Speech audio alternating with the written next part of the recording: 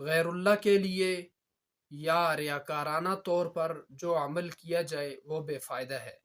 حضرت ابو ہریرہ رضی اللہ عنہ روایت کرتے ہیں، نبی اکرم صلی اللہ علیہ وآلہ وسلم نے فرمایا، بعض روزہ داروں کو ان کے روزے سے بھوک اور پیاس کے سوا کچھ نہیں ملتا، اور بعض تہجد پڑھنے والوں کو رات کی نیند گنوانے اور تھکن کے علاوہ کچھ ہاتھ نہیں آتا۔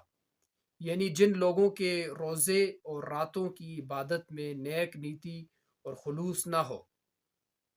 یعنی ان کے یہ کام اللہ کو خوش کرنے اور اس کی رضا حاصل کرنے کے لیے نہ ہوں، بلکہ کسی دوسری غرض سے یا محض لوگوں میں نیک نامی حاصل کرنے کی نیت سے ہوں،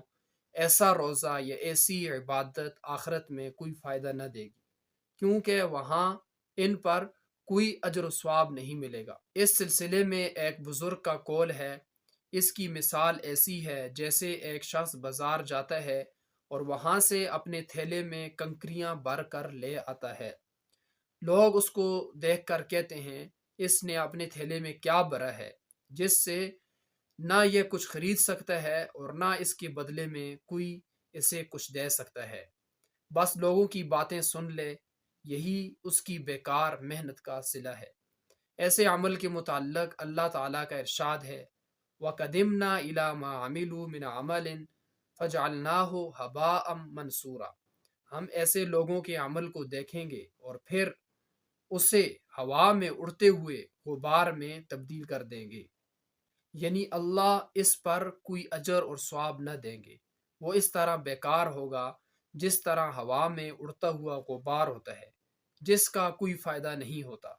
حضرت مجاہد رضی اللہ عنہ روایت کرتے ہیں، ایک شخص رسول اللہ صلی اللہ علیہ وآلہ وسلم کے پاس آیا اور کہنے لگا، اے اللہ کے رسول، میں صدقہ کرتا ہوں اور چاہتا ہوں کہ اس کے ذریعے لوگوں میں